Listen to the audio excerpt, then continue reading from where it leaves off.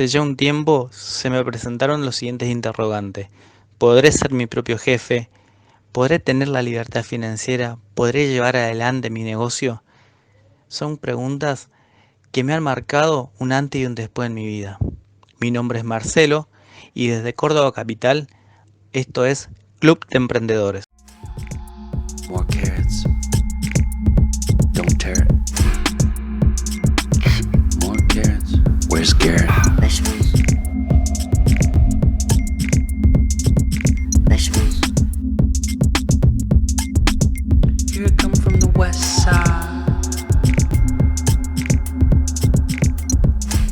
The left side. Bueno, hoy vamos a arrancar de una forma diferente. No vamos a arrancar con noticias, sino que vamos a arrancar respondiendo preguntas que van llegando a través del WhatsApp, o mejor dicho, también a través de la cuenta de Twitter, que es @Marcelo_Mambrin. La primera pregunta que surge ¿es el Bitcoin una burbuja? En realidad es la pregunta del millón. Por supuesto, no sabríamos la respuesta en concreto. Si lo supiéramos, nos haríamos todos millonarios, porque tanto la contestación como positiva o negativa, solo tendríamos que apostar qué va a suceder con el criptoactivo. Las burbujas no son cuando explotan. Y aquí hay un apunte muy importante. Bitcoin ha explotado ya varias veces. ¿Qué queremos decir con esto? Que en varias ocasiones ha sufrido subidas vertiginosas o en meses seguidos ha caído muy fuerte en su cotización, que parecía alcanzar el fin de la criptomoneda. Al menos al fin de su éxito a gran escala. Ya sea, no hace falta recordar mucho que a finales del 2017 cotizaba más de 17.000 euros y unos meses más tarde se había desplomado bajo los 3.000. Y miren ahora en qué posicionamiento está. La segunda pregunta más concurrida, la que más me han dejado, es si lo ocurrido en los últimos 3 meses, es decir, desde marzo hasta ahora, ¿es una burbuja? Otro es el tema. Puede haber activos que se vuelvan más valiosos en el sentido de que más usuarios o consumidores comienzan a demandarlos, presionando el alza de un precio. Y en lo que se mezcla esa subida y el precio impulsa por su fundamentalmente en cierta actividad especulativa, esa combinación de inversores a largo plazo y a corto plazo que simplemente apuestan por lo que hará el precio en los próximos días, semanas o meses. En ese caso, el problema se complica. ¿Cuánto de la subida se debe a cada efecto? ¿Cuál es el verdadero valor a largo plazo? ¿Cuánto tardará el mercado en recoger ese valor? De hecho, mencionamos cada palabra con cierto miedo porque hablar de valor es un concepto subjetivo en términos objetivos que es siempre bastante peligroso. Pero si tenemos que buscar una respuesta mucho más concreta, podríamos decir que sí. Es decir, es compatible que el Bitcoin sea un éxito a largo plazo y que se desplome su cotización a corto plazo, que refleja el miedo o las apuestas contrarias de los que simplemente han tratado de aprovechar la moda de las últimas semanas. La tercera pregunta que muchos me han dejado es ¿qué tipo de activo es el Bitcoin? Quizás esta sea la pregunta más importante, o al menos la que sería más importante tener claro desde el principio, para luego tomar una decisión, pero no todos los inversores se han dado el minuto para reflexionar sobre el tema. El Bitcoin es más parecido a una casa que a un bono, porque no hablamos de un activo financiero, sino que hablamos de un activo real. Bitcoin no tiene nada atrás. Cuando uno compra una acción, en realidad está adquiriendo un título que le da derecho a una parte de la alicuota de la propiedad de una empresa o de un activo financiero, respaldado por un activo real, que le otorga los derechos que la ley reserva a los propietarios de la empresa. Por su parte, un bono es un título de deuda, un activo financiero que le da derecho al poseedor de exigir un pago, con ciertas condiciones del emisor del bono. Cuando uno compra una casa, un cuadro o un lingote de oro, no tiene derecho a nada. Lo que tiene es lo que ha comprado, lo que puede usar si lo desea, y puede venderlo en el futuro con ganancias o pérdidas si se encuentra en un comprador. Normalmente asociamos a este tipo de activos como algo físico y a los activos financieros con un apunte contable. Quizás por eso en el caso del Bitcoin, un bien sin entidad física, muchos inversores se acercan a las criptomonedas con una mirada más parecida a la que le dedican a las acciones que las destinadas como a la joya o al oro. Si un activo, o si uno solo quiere en realidad comprar un activo como el Bitcoin y vender a muy corto plazo, la operativa, los costes, el movimiento del mercado financiero pueden que sean parecidos, pero en lo que respecta a su naturaleza no tiene mucho que ver. Otra de las preguntas que me han dejado es, ¿y la comparación con el euro o el dólar? Pues tampoco es algo preciso. El euro, como el dólar, como el peso argentino, como el resto de las monedas fiat, que ya lo hablamos en su momento que son las monedas fiat, y si te quedan dudas, déjalo en la caja de comentarios o escribirme en Twitter. Es un activo financiero, en este caso un activo para su poseedor y al mismo tiempo un pasivo en el Banco Central Europeo o los bancos centrales de cada país. Un pasivo peculiar porque no tiene un cupón, porque no está claro de qué derecho te da poseer ese billete. Si se presenta un Frankfurt o en las oficinas del Banco Central Europeo a reclamar que le den algo a cambio, pero incluso así aceptamos que es un pasivo del Banco Central Europeo, por ejemplo, en el caso del euro. En el último episodio de Economía para quedarse sin amigos, les recomiendo que lo busquen, Rubén Manso explicaba en su momento muy buenos argumentos que en realidad deberían ser considerados parte del patrimonio neto del Banco Central Europeo. Y como un pasivo, es un debate apasionado pero que excede los límites de este artículo. Cabe aclarar en este punto entonces que el Bitcoin, como ya lo hemos dicho anteriormente, es un activo real. De hecho, si acaso podríamos decir que el Bitcoin pretende sustituir o complementar el oro como dinero no sostenido por los estados. Es una alternativa diferente. Drives me insane. Don't lie, don't lie, don't lie to me.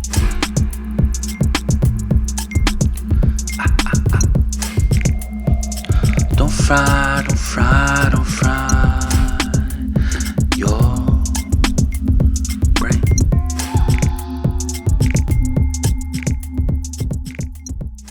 Bueno, ahora vamos a escucharlo a Lucas Conte.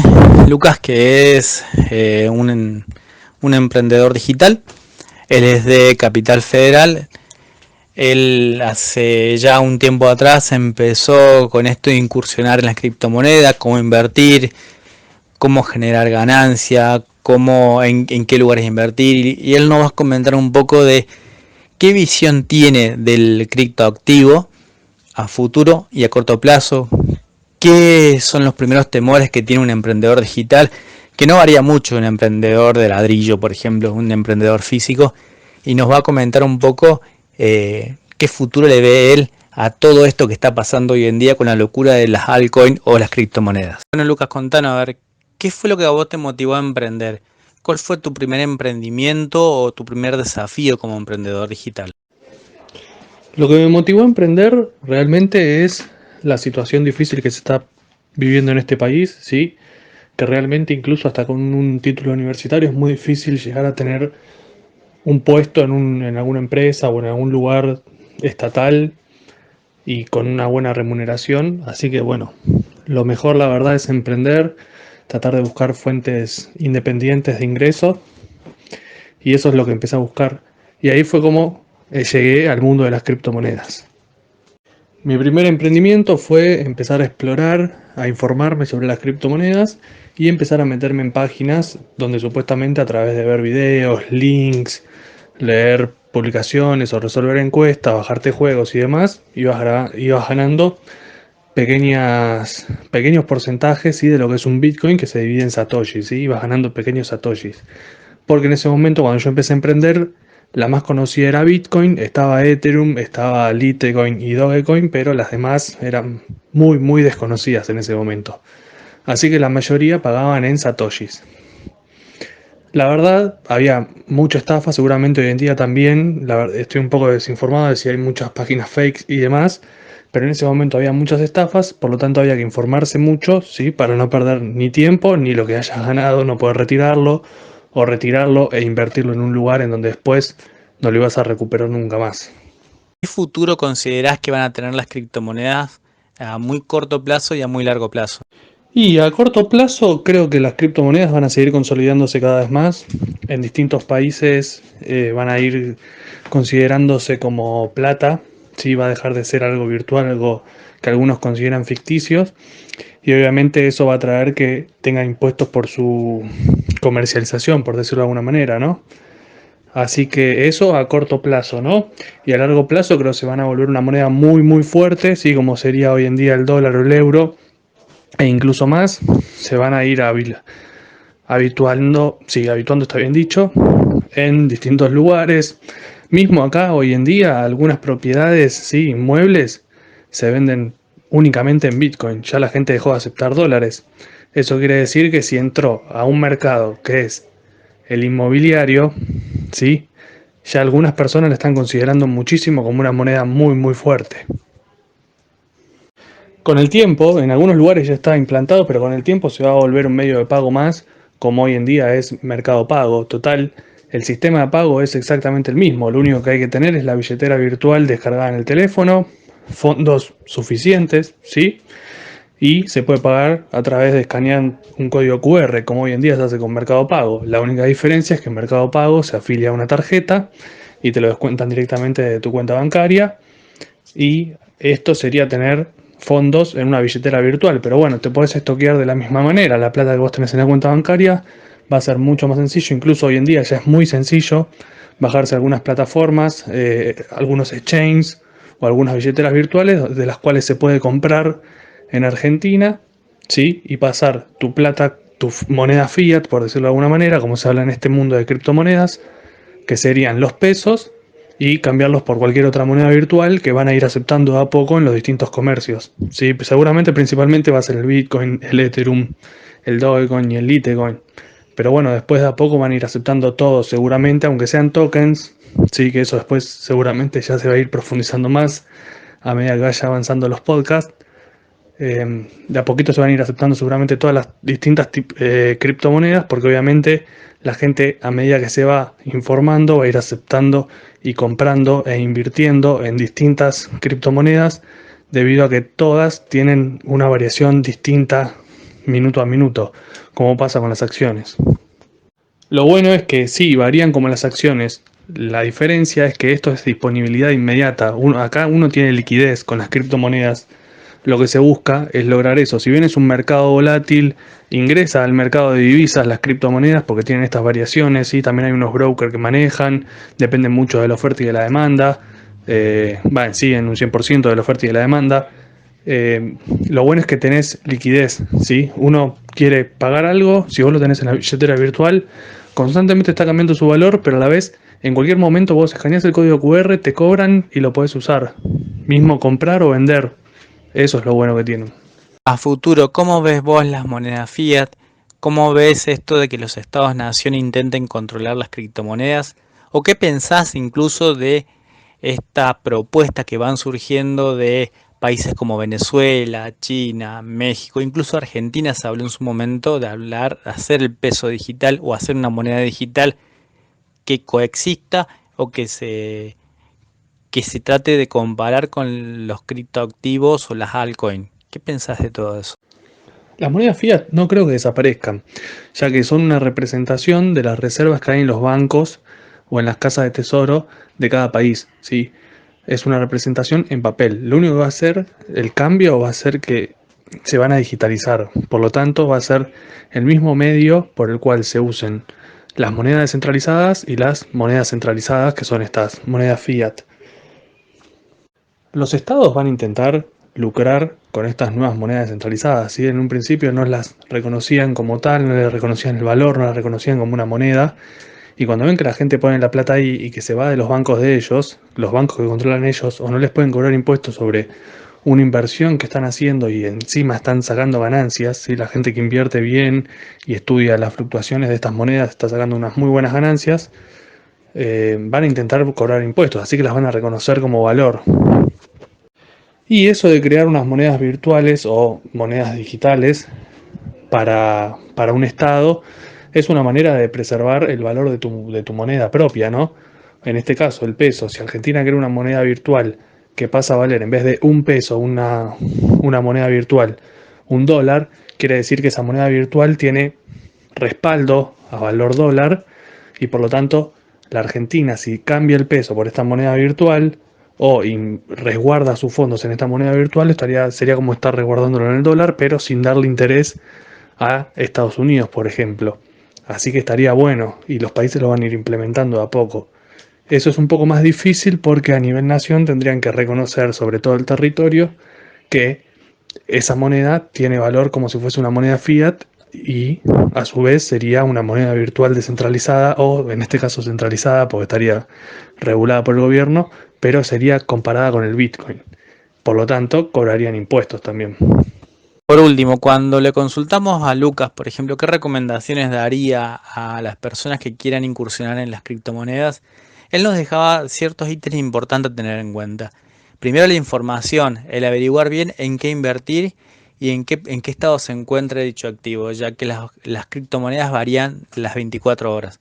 También buscar una plataforma confiable y es posible a través de recomendaciones para evitar en lo posible los sistemas piramidales, que son las fuentes menos confiables y que pueden generar ingresos seguros desde el primer día. More carrots. Don't tear it. More carrots. Where's Garrett? Vegetables. Vegetables. Here I come from the west side. The left side. Otra de las preguntas que me llegó a Twitter a @-mambrim es: ¿qué respaldo tiene el Bitcoin y qué suelo tiene su precio? Ninguno.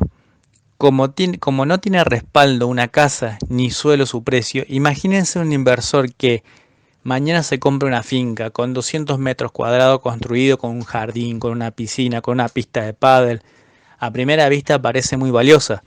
Su comprador pensará que siempre podrá sacar algo a cambio del inmueble, que hay un mínimo del que no bajará. Pero, ¿qué respaldo tiene? Ninguno. Lo que tiene es un bien al que le otorga un valor y presupone que los demás también lo harán. Si cuando vaya a venderla no encuentra a nadie que opine lo mismo, por ejemplo, la finca está en Venezuela y nadie quiere arriesgarse a comprarla, no puede exigir a nadie porque lo que tiene es un activo real, no un título de deuda. Algo parecido pasa con el Bitcoin, una joya o incluso el oro. Aunque sí es cierto que hay una diferencia entre el Bitcoin y otros activos del pasado. Hasta ahora los bienes reales que a lo largo de la historia de la humanidad han funcionado como dinero, si bien tiene un valor de uso previo en su condición como moneda, el ejemplo más claro es el oro, que tiene usos como joyería, orfebrería, algunas aplicaciones industriales, etc. El Bitcoin no sirve para nada, salvo para lo que fue creado. Sus promotores quieren que sea una moneda y que su valor derive de sus propietarios como dinero. La sexta pregunta, por darle un orden, es si el Bitcoin triunfará. Algo muy gracioso porque si lo supiéramos no estaríamos hablando del Bitcoin hoy como un criptoactivo real en este podcast, sino que estaríamos negociando con un Bitcoin.